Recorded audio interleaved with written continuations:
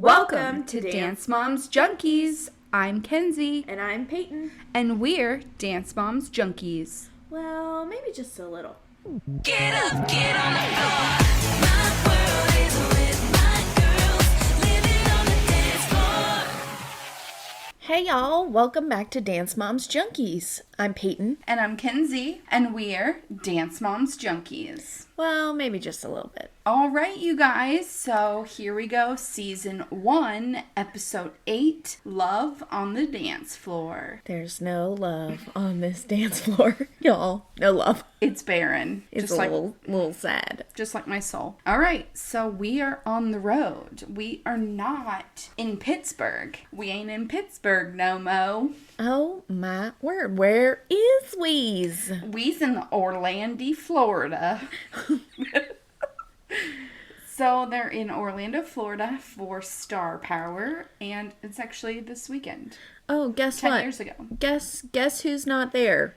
Guess Me. Guess who? And you. Well, that. But Kathy and Vivi are nowhere to be seen.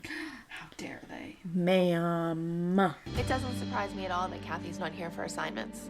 You know, she picks and chooses what she wants to come to. I have to agree with that. Yeah, she is not a team player. And she's very vocal about that. So, like, I give her some cred. Yeah. Okay? Like, at least she tells the truth and she's honest. She's not a team player. And here we are. So we got the pyramid, and we'll start with the bottom. So on the bottom row is Nia, Chloe, Vivian, and Mackenzie. On the next row is Brooke and Paige. On the second row is Maddie. What? I know. Wait. Who do you think is going to be on top? It's me. Well, obviously not. Because you're like 47 at that time. Rude. I was 21, but okay. AKA 47. It's Brandon. Who is this Brandon? So he is a former duet partner with Brooke. He's another dancer at Abby's, and Brooke and Brandon used to have a thing when they were 9. Oh, I wonder if they're going to have a thing this episode. Probs not, but here we go. No, they have no thing.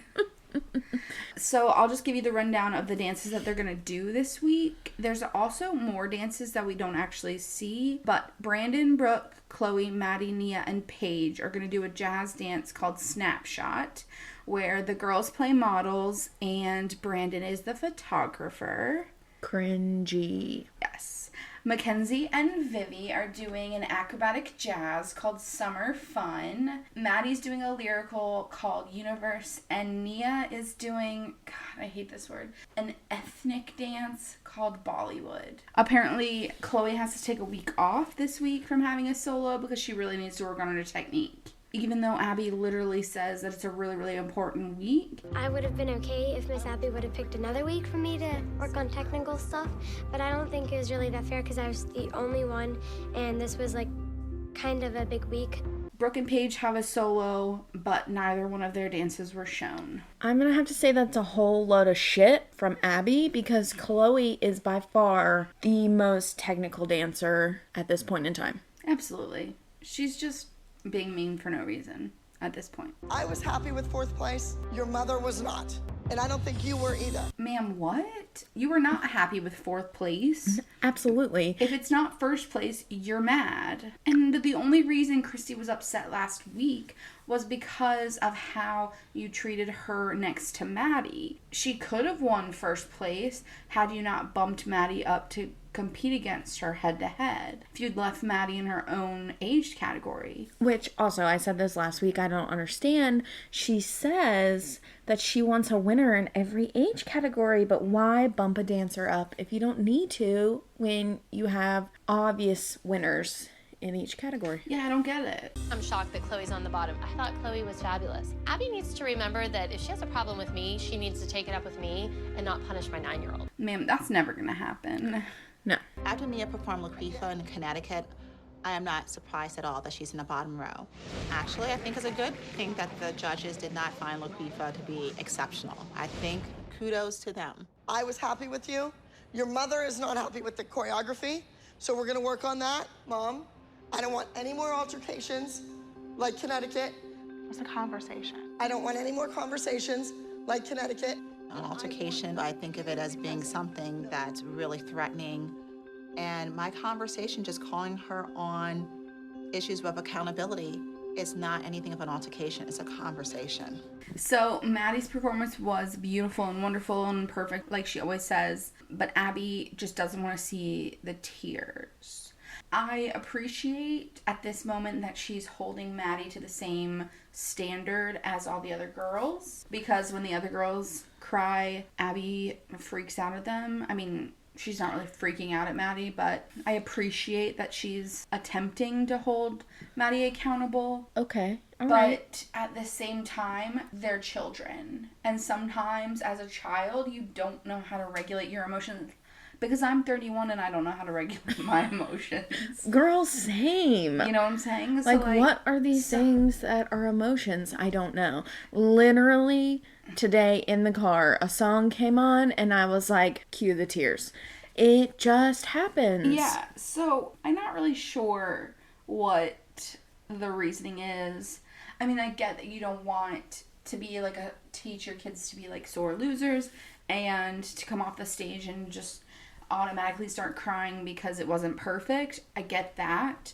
But also this idea that, like, I hate the save your tears for your pillow mentality just in general. Like, they're children. When they're in your dressing room and they're having a private moment, I think they can cry. I think that's acceptable. I don't think it's acceptable for them to come off the stage and start crying because they're embarrassed that somebody else on their team did bad. I have to say that I tell kids all the time that they can't cry while they're riding because I'm like, we're not doing this today.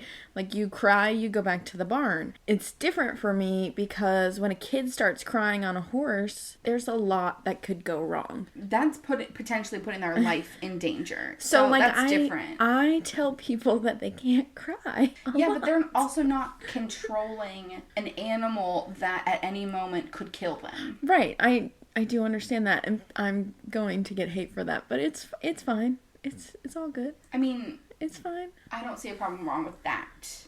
I see a problem wrong with kids crying because they didn't win. Yes. Like we'll see later on in this episode. But also I hate this, like, bullshit that Abby's telling all of the girls. Like, your mom wasn't happy with your performance. I was perfectly fine with it. She does it to every single girl but Maddie. And ma'am, no. Mm-mm. Maybe their moms weren't happy with their performance because it wasn't their best performance, or they could tell that maybe they weren't giving it 100%. And our mom would have been mad if we did that too. If we had But gone also, out like, and look at the teaching, like, going into those dances. Were they given 100% of an opportunity? Like, you know, like, Correct. of the inequity of it all. Yes. They bring in Brandon, and we hear that, Brandon and I used to like each other a couple of years ago, but it never really went anywhere. yeah, because you were 9, ma'am. Like, ma'am, what? and she's like, what, 12 in this? 13. So she's like middle school age, like. Yeah, and later she keeps talking about how, like, she's such a different person than she was when she was 9. Ma'am, that was 4 years ago. Ma'am, you were 9 years old. How different are you?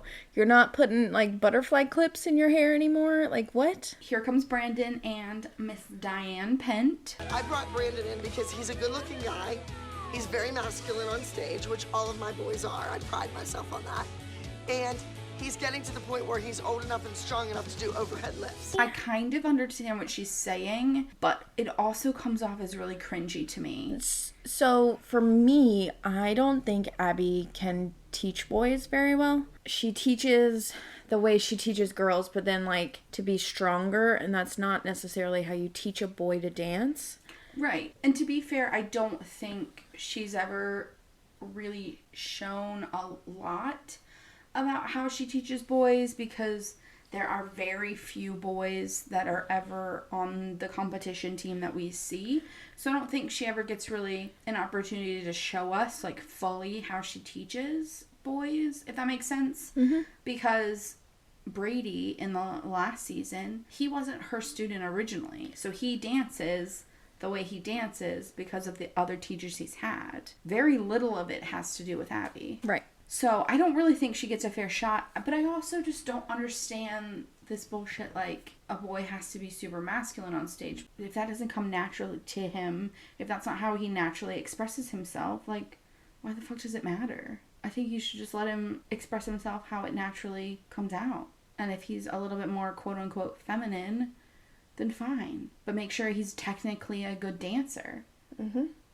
The rest of it doesn't matter. So Diane Penn is not impressed. I'm sitting around with these moms and I'm thinking, what the hell did I get myself into? And in the rehearsal process, this dance is already a hot mess. It's super cringy to watch, like, the partnering stuff that she's making Brooke and Brandon do, I think. Yeah. And it's like, oh God. Like it's the sliding down the body. I hate that. I hate that. Yeah. It's just gross to me at this point. I think some of the moves in Snapshot were a little risque. I mean, I felt like I was watching Dirty Dancing. Yeah, like I said, I think that they're just inappropriate. There's ways to do partnering that doesn't have to be absolutely all up on somebody's junk. Right. But also, I have to say to that, ma'am, you were the one who loved electricity. Like, you loved electricity. So, like... Well, yeah, because it didn't have any boys in it.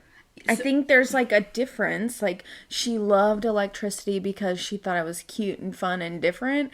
And now that it has, like, a boy in it, she's like, oh, this is too much. You know, like, it's like... But your child was literally spreading her legs front-wise for God and everybody. I mean... And that was fine, but the second your daughter's hand touches a boy, oh, it's too risque. Watching Brooke and Brandon in rehearsal is like waiting for paste to get sticky. There's nothing happening.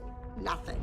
And I have to agree with that. Like, they have literally no chemistry. And I think they're both, like, at the age where it's, like, just awkward. Yes. They're 13. And I don't it's know just... I think Brandon's a little bit older. They used to have a thing. Totes ox. They're just uncomfortable kids. They have to touch each other. It's weird. They're doing it in front of a camera. It's also a rehearsal space. Like, let them just learn the steps and then put all the feeling and emotion into it. Give them a second. They need to emote. Yeah. Faster. I guess so. And if you two wouldn't mind, I'm gonna send them on a date. Oh my word. We're gonna send them on a date. Brandon and I never even really dated. We just liked each other and hung out all the time. I've never even really been on a real date before. Which is sad that this has to be on camera, like her first date, and she's got to like relive this. Yeah, cringy. So now it's time for Nia's solo rehearsal. And after last week and the monstrosity that was last week and Holly and Abby's altercation conversation, Holly is now going to be part of Nia's solo rehearsals. So I think that having Holly in the rehearsal with Nia is going to help all three of them because, one, I would hope it would help Abby like be on her best behavior, which isn't what happens, but then to just see like certain aspects of Nia's dancing where she lacks and just can't comprehend all the corrections at once. And so like they can go home and she can tell Nia, oh, point your feet here, straighten your leg there, like just to help her a little extra.